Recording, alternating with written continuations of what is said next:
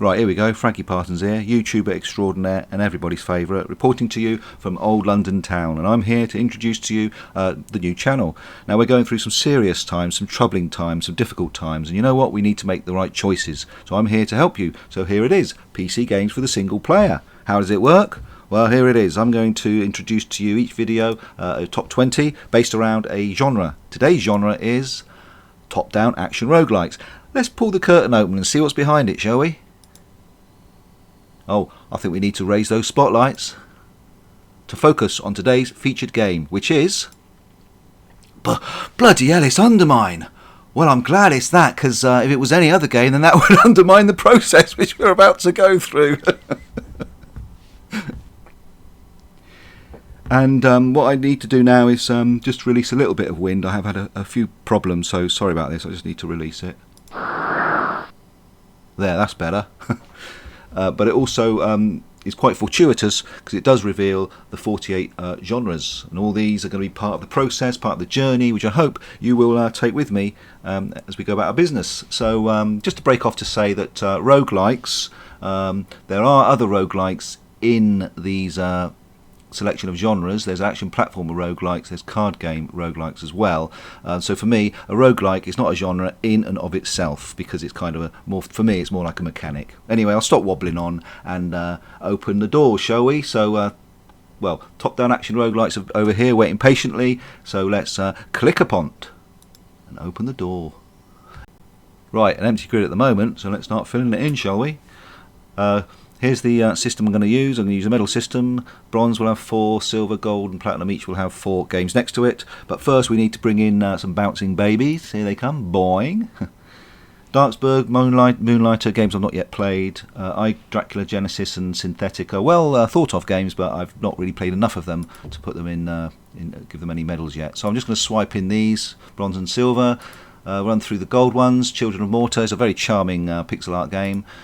Curse of the Dead Gods, try saying that quickly 3 or 4 times. That is a recent game, a contender, or rather an alternative for a platinum game, which I'll show you later. Neon Chrome is based around an office block where you have gunfights in these various office floors as you ascend the building. And Wizard of Legend is a nippy little hack and slash ninja style game. Okay, now the heavyweights, the must-haves. First one, Binding of Isaac, a cult classic. Enter the Gungeon, again another solid game, very popular. Last year's sensation, Hades. And last of all, bloody hell, it's up! Oh no, I've done that already. I've done that joke already. Is Undermine. So without further ado, let's have a look at the game, shall we? Right, so this is the screen you get at the very beginning of the game. I use a mouse to navigate through these screens. It's a little bit easier than your Xbox controller, which you should be using during the main game.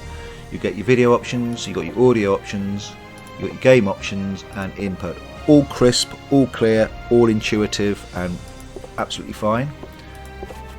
When you click play, you'll get your 3 starting slots. My current miner is called Petard. I've played 11.5 hours and I've only killed 1 boss so far, so I'm not particularly good at the game.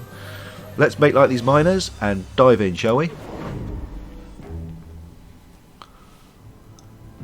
Right, first thing to note is that a lot of unkind people actually look at this miner and they say, you know, he looks like a bit of a fat fuck. But what I say is that if he kind of turns around like this and you look at his big sack dangling down, then that just makes him look obese, morbidly obese. It's not really him himself. No, missus, I said his sack of gold, not his ball sack. Don't be rude. Anyway, look, let's explore our hub area. This is our headquarters. Let's go left. It's a screen scroller. I'll explain the controls shortly. In this screen, you've got 1 permanent upgrade. This upgrades the health that you collect while in the game. It goes higher each time. This is an old codger that just chats shit. This is a vase that you can just knock about a bit for absolutely no reason. You can talk to this, peep through here. Something that I'm not really sure about what that's all about. You can change your appearance, so you can look at this guy and think, well, you know, I don't like his moustache. Let's change his name. You can turn her into Legan or Karin. It's entirely up to you. In fact, they've all got moustaches, so it doesn't really make any difference there. Right, this screen, you can buy a berm for your journey. You can buy another berm for your journey if you wish.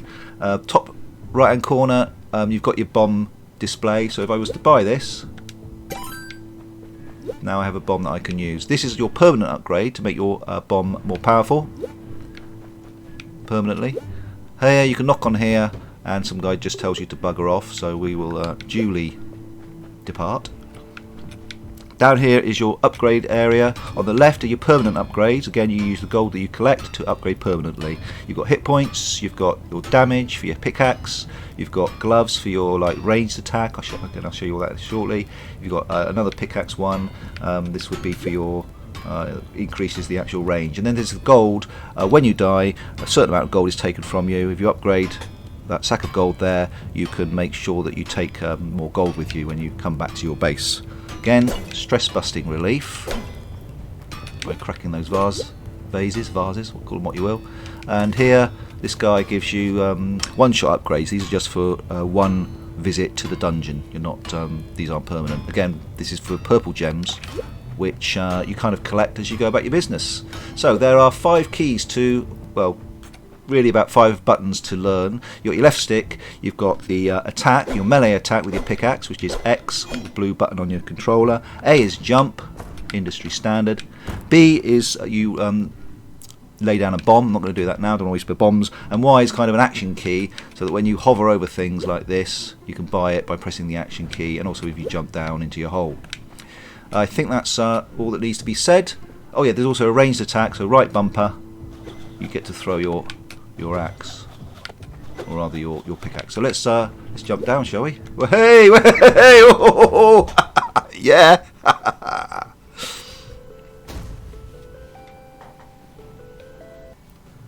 Right, we're going to do a little bit of gameplay now, just to demonstrate the features of the game.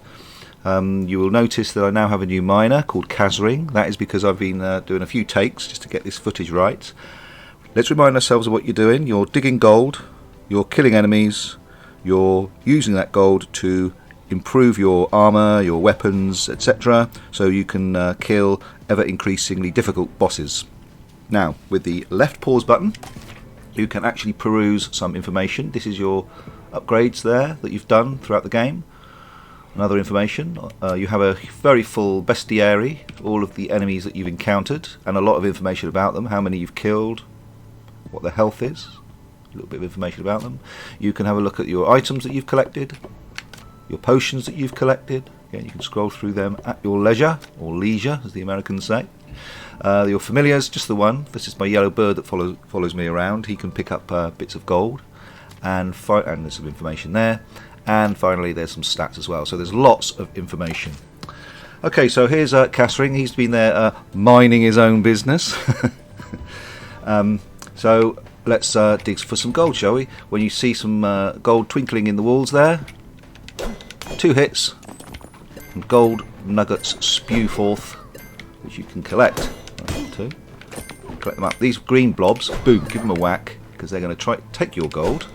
Obviously you don't want them to do. There it is, pick up the gold, get out of it, and pick up the gold.